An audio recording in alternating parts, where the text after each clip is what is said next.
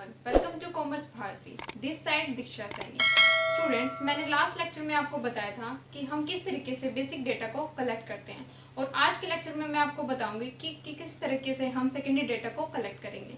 Students, मैंने आपको बताया था कि सेकेंडरी डेटा क्या होता है. सेकेंडरी डेटा वो डेटा होता है जो हम सेकेंडरी सोर्सेज के थ्रू कलेक्ट करते हैं, जैसे कि विकीपीडिया होगी, न्यूज़पेपर हो गया, मैगजीन्स होगी. तो इन सोर्सेज के थ्रू क्या है, हम अपने डेटा को कलेक्ट करते हैं. सेकेंडरी डेटा जो हम कलेक्ट कर रहे हैं वो दो सोर्सेज के थ्रू कलेक्ट करते हैं. सो हमारे सबसे फर्स्ट सोर्सेज है पब्लिश सोर्सेज. पब्लिश सोर्सेज वो सोर्स होते हैं जिससे कि जो डाटा क्या है ऑलरेडी एग्जिस्ट करता है, मतलब जो डेटा क्या है ऑलरेडी पब्लिश हो चुका है. अब जो डाटा पब्लिश हो चुका है वो किन किन सोर्सेज के थ्रू पब्लिश होता है. सबसे पहला आता है हमारे गवर्नमेंट पब्लिकेशन. जो ministry of central and state government है वो स्टैटिस्टिकल इंफॉर्मेशन को पब्लिश करती है. और वो किन के थ्रू पब्लिश करती है, एनुअल सर्वे ऑफ इंडस्ट्री या statistical abstract of India. In organisations के थ्रू क्या है, डेटा को पब्लिश किया जाता है. नेक्स्ट है semi government publication. Semi government publications होती है जैसे कि हमारी म्यूनिसिपैलिटीज हैं, मेट्रोपॉलिटन काउंसिल्स हैं. म्यूनिसिपैलिटीज क्या है, हमें किस तरह की इंफॉर्मेशन प्रोवाइड करवाती है, जैसे एजुकेशन के रिगार्डिंग, हेल्थ के रिगार्डिंग, डेथ के रिगार्डिंग, बर्थ के रिगार्डिंग. तो ये सारी इंफॉर्मेशन क्या है हमें प्रोवाइड करी जाती है किन के थ्रू, म्यूनिसिपैलिटीज के थ्रू. नेक्स्ट आता है report of committees and commissions. इसमें क्या है, जो डेटा है वो पब्लिश करवाया जाता है गवर्नमेंट के थ्रू. जो भी कमेटीज है वो कमीशन है वो क्या है, डेटा को क्या है पब्लिश करवाती है, जैसे कि फाइनेंस कमीशन हो गया या प्लानिंग कमीशन हो गया. उसके बाद आता है हमारा पब्लिकेशन ऑफ ट्रेड एसोसिएशन. इसमें क्या है, कोई भी ट्रेड एसोसिएशन है वो अपना स्टैटिस्टिकल इंफॉर्मेशन को पब्लिश करा रही है. जैसे कि शुगर मिल एसोसिएशन है, वो क्या है ये डेटा पब्लिश करवा रही है कि इंडिया में टोटल शुगर मिल्स कितनी है. उसके बाद आता है हमारा पब्लिकेशन ऑफ रिसर्च इंस्टीट्यूशंस. जैसे कि इंस्टीट्यूशन है इंडियन स्टैटिस्टिकल इंस्टीट्यूट. इसमें क्या है, जो भी फाइंडिंग्स उन्होंने किसी भी एक्टिविटी के थ्रू रिसर्च की है उसके रिगार्डिंग वो इन्फॉर्मेशन क्या है हम तक पहुंचवाते हैं, पब्लिश करवाते हैं. जर्नल्स एंड पेपर क्या है, हम जर्नल, पेपर या मैगजीन्स के थ्रू भी क्या है हमें इंफॉर्मेशन प्रोवाइड करी जाती है. जैसे कि कुछ मैगजीन्स हैं, बिजनेस टुडे,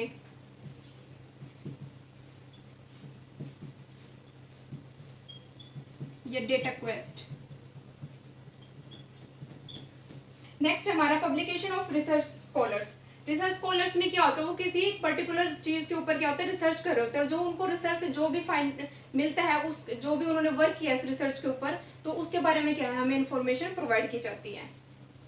नेक्स्ट हमारा इंटरनेशनल पब्लिकेशन. इंटरनेशनल पब्लिकेशन में जैसे हमारे यूएन हो गया, united nation organisation, international monetary fund, ILO, international labour organisation. इनके थ्रू क्या है स्टैटिस्टिकल इंफॉर्मेशन प्रोवाइड की जाती है. जैसे कि WHO हो गया, वो क्या है हमें हेल्थ स्टेटस के बारे में इंफॉर्मेशन प्रोवाइड करवाती है. तो स्टूडेंट्स, ये था पब्लिक सोर्सेज. हमारी नेक्स्ट सोर्स है अनपब्लिश सोर्स. अनपब्लिश सोर्स में वो इंफॉर्मेशन इंक्लूड होती है जो एग्जिस्ट नहीं करती, मतलब जो गवर्नमेंट के द्वारा पब्लिश नहीं की जाती, नॉट एग्जिस्ट. और जो ये इंफॉर्मेशन है वो गवर्नमेंट के द्वारा कलेक्ट की जाती है.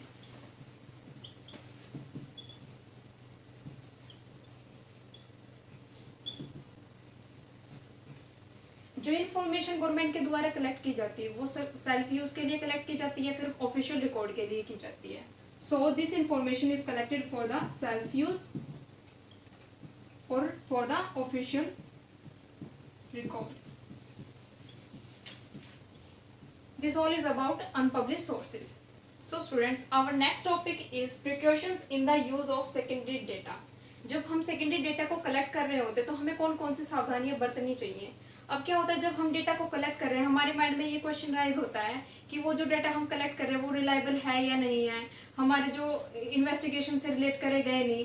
तो इस तरह के क्वेश्चन क्या है अराइज होते हैं. तो हम कुछ बातों को ध्यान में रखते हुए क्या है सेकेंडरी डेटा को कलेक्ट करते हैं, जो हमने सावधानियां बरतनी चाहिए.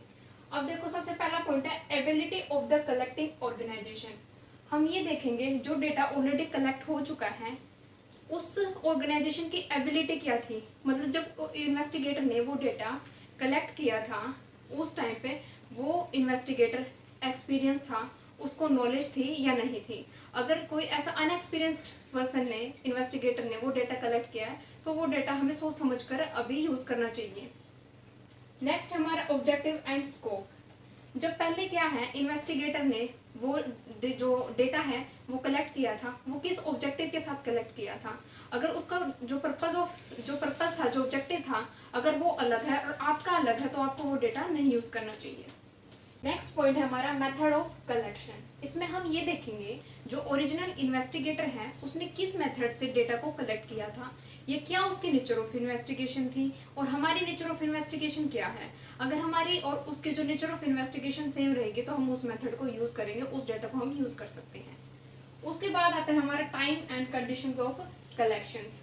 क्या होता है, जो डेटा जो पहले कलेक्ट किया गया था वो वॉर टाइम में कलेक्ट किया था और अब आपको वो डेटा की नीड है पीस टाइम में, तो उस डेटा को हम यूज नहीं कर सकते क्योंकि वहां पे क्या है, उस डेटा की अपनी इंपॉर्टेंस थी और आज के टाइम में जो डेटा है उसमें चेंजेस भी आएंगे और उस वजह से आज के टाइम की जो क्या है, जो इंफॉर्मेशन है उसकी अपनी इंपॉर्टेंस है।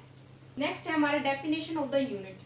इसमें क्या होगा, अगर मान लो सपोज जो पहले डेटा कलेक्ट किया था, मान लो मिल्क के प्राइसेस है ₹50 थे पर लीटर, ठीक है, और उसके रिगार्डिंग क्या है, अब हमने देखना कि 2017-18 में ये प्राइसेस था और अब हमने देखना है क्या प्राइस था, ठीक है, उसके रिगार्डिंग क्या डेटा कलेक्ट करना है, ठीक है। अगर पहले पर लीटर में था ना, तो अब भी हम उसको पर लीटर में ही करेंगे, ये नहीं करेंगे कि अब ₹60 पर केजी हो गया है, ठीक है, उसको भी हम क्या करेंगे, पर लीटर लेके चलेंगे। उसके बाद आता है हमारा एक्यूरेसी। क्या है, जो डिग्री ऑफ एक्यूरेसी देखी जाएगी कि जो पहले जो डेटा कलेक्ट किया था उसमें डिग्री ऑफ एक्यूरेसी क्या थी। अगर हमें लग रहा है कि वहाँ पे डिग्री ऑफ एक्यूरेसी बिल्कुल ही कम है, तो वहाँ क्या है, उस डेटा को हम यूज ही नहीं करेंगे। तो ये सावधानी हमें क्या है, सेकेंडरी डेटा को कलेक्ट करते हुए बरतनी पड़ती है। सो स्टूडेंट्स, अब मैं आपको बताऊंगी 2 important sources of secondary data के बारे में। इसमें क्या है, अभी तक हमने पब्लिश सोर्सेज और अनपब्लिश सोर्सेज के बारे में पढ़ा था, इसके साथ ही 2 इंपॉर्टेंट सोर्सेज और हैं जिसके थ्रू हम क्या है, डेटा कलेक्ट करते हैं या जो हमें इंफॉर्मेशन इन सोर्सेज के थ्रू प्रोवाइड की जाती है। सबसे पहले आता है हमारा census of India. Census of India में जो इन्फॉर्मेशन प्रोवाइड की जाती है वो किसके द्वारा प्रोवाइड की जाती है, registrar general and census commissioner of India. इसमें जो हमें इंफॉर्मेशन प्रोवाइड की जाएगी वो birth rate, death rate, literacy rate, illiteracy rate या सेक्स कंपोजिशन ऑफ इंडिया, तो इन सब के बारे में क्या है, हमें इंफॉर्मेशन प्रोवाइड की जाती है।